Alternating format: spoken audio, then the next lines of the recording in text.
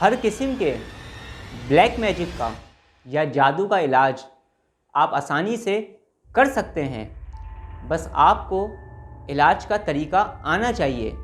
اور اس کے ساتھ ساتھ کسی صاحب اجازت کی اجازت اگر ہو جائے تو انتہائی آسانی کے ساتھ آپ بلیک میجک کو ریموو کر سکتے ہیں، چاہے کوئی سی بھی ہو، مثلاً مسان کا جادو، قبرستان کا جادو، مرگھٹ کا جادو، ویرانوں کا جادو، صحراؤں میں جو جادو کیا جاتا ہے، اور انتہائی خطرناک قسم جادو کی ایک قبالہ جادو بھی ہے۔ ہر قسم کے شیطانی اثرات اور ہر قسم کے شیطانی تعویذات کا اثر آپ ختم کر سکتے ہیں۔ آج جو میں آپ کو سورہ فاتحہ سے جادو کو ختم کرنے کا طریقہ بتا رہا ہوں، اس طریقے سے عام لوگ بھی فائدہ اٹھا سکتے ہیں، اور خصوصی طور پر میرے وہ تمام اسپریچول اسٹوڈنٹ، میرے تمام روحانی شاگرد جنہوں نے سورہ فاتحہ کا عمل کر رکھا ہے میری اجازت سے، وہ بھی اپنے پاس آنے والے ان تمام لوگوں کو جو پریشان حال لوگ ہیں اور لوگ ان کے پاس آتے ہیں اپنی پرابلمس کو لے کر یا بلیک میجک کو ریموو کروانے کے لیے، تو وہ اس طریقے کو بھی اختیار کر سکتے ہیں۔ اس طریقے سے جب آپ جادو کے مریضوں کا علاج کریں گے تو پہلے ہی دن سے وہ اپنے آپ کو بہتری کی طرف آتا ہوا محسوس کریں گے انشاءاللہ۔ مختلف طریقوں سے بلیک میجک کو ریموو کیا جاتا ہے۔ آپ کسی بھی طریقے سے بلیک میجک کو ریموو کر رہے ہیں یا کسی بھی طریقے سے لوگوں کا علاج کر رہے ہیں، مثلاً آپ انہیں پانی دم کر کے دے رہے ہیں، بخور دم کر کے دے رہے ہیں، کوئی نقش ان کو دے رہے ہیں، یا کسی بھی طریقے سے ان کا روحانی علاج آپ کر رہے ہیں، اس طریقے کے ساتھ اس طریقے کو بھی اگر آپ اختیار کر لیں گے تو بہت جلد بلیک میجک کو ریموو ہوتا ہوا آپ خود دیکھیں گے، اور جو لوگ بھی آپ کے پاس آ رہے ہیں علاج کی نیت سے ان کو بھی بہت زیادہ فائدہ ہوگا، اور آپ کے پاس آنے والے مریض بہت جلد اپنے آپ کو ریلیکس اور پرسکون پائیں گے انشاءاللہ۔ آپ نے صرف 15 عدد لونگ اپنے پاس لے کر رکھنی ہے۔ ان 15 عدد لونگ پر آپ نے سورہ فاتحہ کا عمل پڑھنا ہے۔ سورہ فاتحہ کی جو ترتیب میں نے آپ کو بتائی ہے، لونگوں پر ان مریضوں کو دے دینا ہے جو کہ بلیک میجک، جادو، جنات یا نگیٹو انرجی سے متاثرہ لوگ ہیں۔ جس انسان کو بھی آپ یہ لونگ دم کر کے دے رہے ہیں یا جو بھی اسے دم کر رہا ہے، اگر آپ کے ساتھ خود کی کوئی پرابلم ہے، آپ خود محسوس کر رہے ہیں کہ کوئی آپ پر بلیک میجک کروا رہا ہے، تو سب سے پہلے آپ عصر کی نماز کو ادا کریں،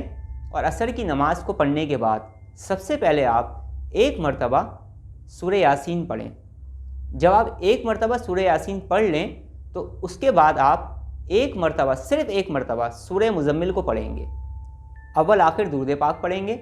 اور اس کے بعد ان 15 عدد لونگوں میں سے صرف 3 عدد لونگ آپ نے جلانی ہے۔ جلانے کا طریقہ یہ ہے کہ آپ نے کوئلے کو جلا لینا ہے، اور اس کے بعد آپ اپنا رخ شمال کی جانب کر لیں۔ مریض جو ہوگا وہ اپنا رخ شمال کی جانب کر لیں، اور ان جلتے ہوئے کوئلوں میں وہ ایک ایک کر کے لونگ ڈالنا شروع کریں۔ سب سے پہلے ایک عدد لونگ ڈالیں اور اس کی جو دھونی ہے وہ لیں، اس کے فوراً بعد پھر دوسری لونگ ڈالیں اور پھر تیسری لونگ ڈال دیں۔ ان تینوں لونگوں کی دھونی وہ مریض لے۔ جیسے ہی یہ دھونی مریض کو لگے گی یا اس کے جسم سے ٹکرائے گی تو کسی بھی طرح کی نگیٹو انرجی، شیطانی طاقت یا کسی بھی طرح کی کوئی بھی نگیٹیوٹی اگر ہوگی اس انسان کے ساتھ تو وہ فوری طور پر اس کے وجود کو چھوڑ دے گی، اور جیسے ہی وہ اس کے وجود کو چھوڑے گی اس شخص کے اوپر سے نگیٹیوٹی ریموو ہونا شروع ہو جائے گی۔ مریض کی کیفیت کو دیکھتے ہوئے آپ اسے دنوں کی پابندی بتا دیں کہ اتنے دن تک اسے استعمال کرنا ہے، لیکن اس وقت میں یہی کہوں گا کہ کم از کم 3 دن بعد اس عمل کو دہرا لیں۔ انشاءاللہ تعالی پہلے ہی دن سے